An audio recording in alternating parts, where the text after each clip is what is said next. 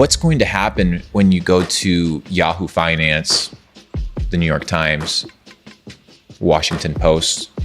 You can scroll to the bottom of these articles and it already starts saying, this article is generated by AI or by ChatGPT. So half of the stuff we see on the internet isn't real.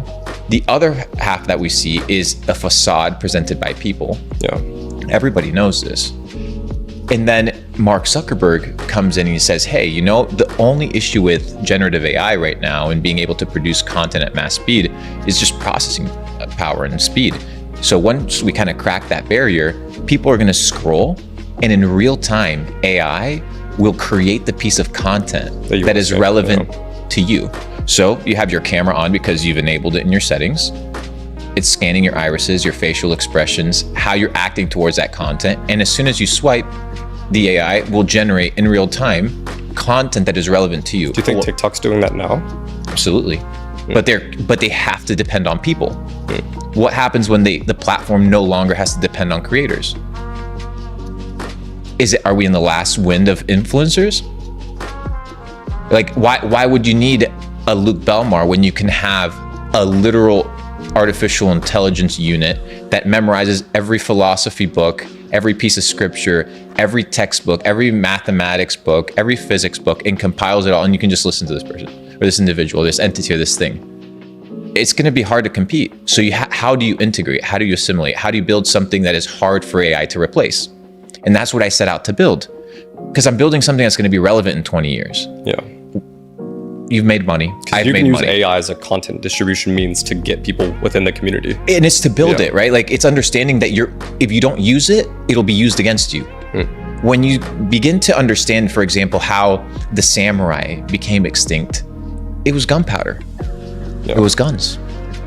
When the British came and colonized, the swords couldn't resist. They couldn't fight, right? It doesn't matter how much loyalty, it didn't matter, because they were outmaneuvered by technology. So what happens when AI becomes so advanced? That's why we saw OpenAI literally become a government agency.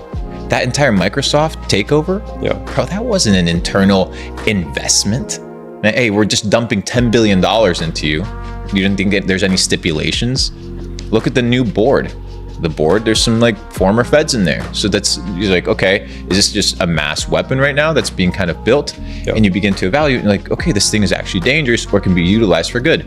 We were talking about this idea of technological revolutions cause gaps of renaissance, where people are like, hey, you know what? I can do a lot more of this and create, like Leonardo da Vinci, like Michelangelo, like Donatello, like Nikola Tesla, like Mark Twain. All these individuals that, once they had kind of their philosophy of money figured out, or they were funded, they went on to create stuff, and they created incredible things.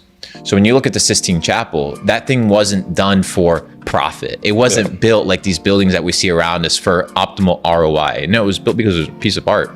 It represented something, but you need to be able to create space for that to exist. AI is going to create that space because it'll take all the rudimentary tasks that are going to be difficult to do, that people are spending a lot of time and effort doing, like accounting, like data points, like tracking, like analytics. These things take a lot of time, resources, and mental power. We're under this premise of technological advancement.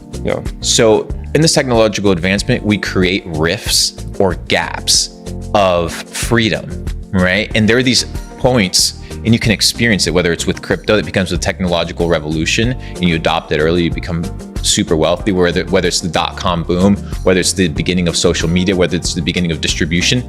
These gaps, these technological gaps and the glitches, right, basically allow people to get out.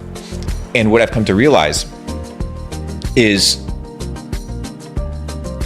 if you don't utilize that very short span of time, then the powers that be come in and then they corrupt that technology. Look at the word, the etymological use, and the kind of popularity of the word thinking, or to think, and how often people utilize that word. Now it's often people just sit down and think about it. 100 years ago, when the radio was in the house, to think or thinking in the vocabulary of people was at its all-time low. Why? Because the machine was telling people what to think. Yeah. So you didn't have to worry about it. But for a period of time, there was a little gap. There was freedom.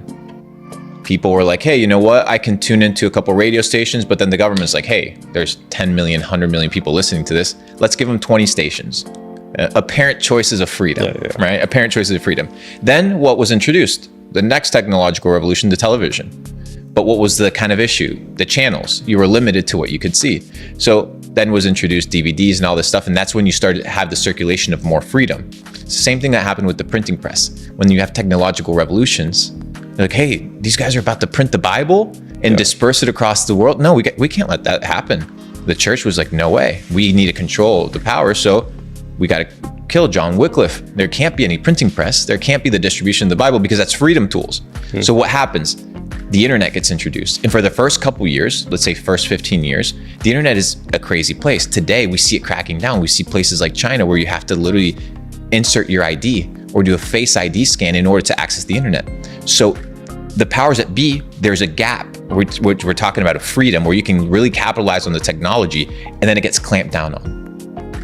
And it happens over and over and over again. Today, we're in that period of the internet where we still have freedom to make money, build, create, but there will come a time where, dude, right now, most people, you create a social media profile, if they ask you for your ID, your birthday, all your personal information, you'll give it to them. Yeah. What happens if in 2 years they declare another national emergency and say, hey, if you leave 5-kilometer radius from your house and we detect it because of social media, there's some sort of scanning or tracking between social accounts, we'll ban your social media profile. And attached to your social media profile is actually your payment, like WeChat.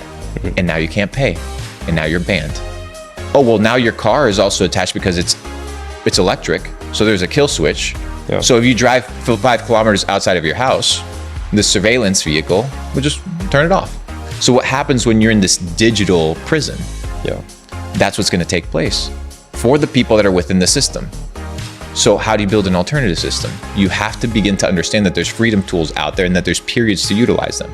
So the internet right now is this really powerful tool that is very cheap compared to other mediums.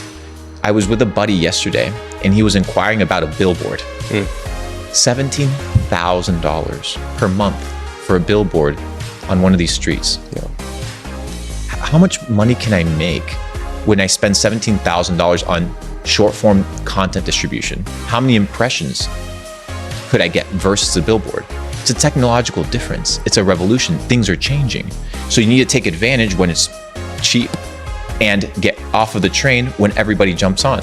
Everybody now is jumping on the content, all this sort of stuff. Well, it's getting oversaturated. Maybe there's something else. Maybe you got to be playing into the future.